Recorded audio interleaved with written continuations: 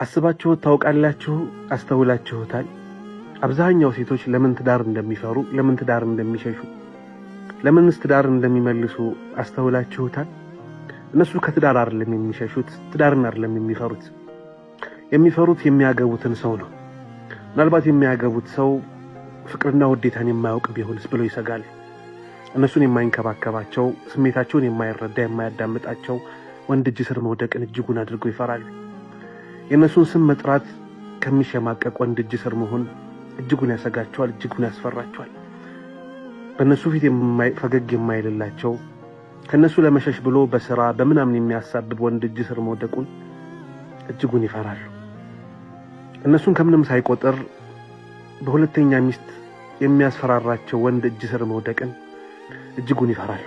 ወዳጄ፣ ሴት ልጅ ምንም ካንተ አትፈልግም። እንክብካቤ፣ ትኩረት፣ ውዴታን እንጂ ሌላ ምንም አትፈልግም። አንዳንድ ወንዶች ሴት ልጅ የሚመለከቱት የሆነ የተቆጣጠሯት አካል እንደሆነች አድርገው ይመለከታሉ። የህይወት አጋራቸው፣ የልጆቻቸው እናት መሆኗን ይረሳሉ።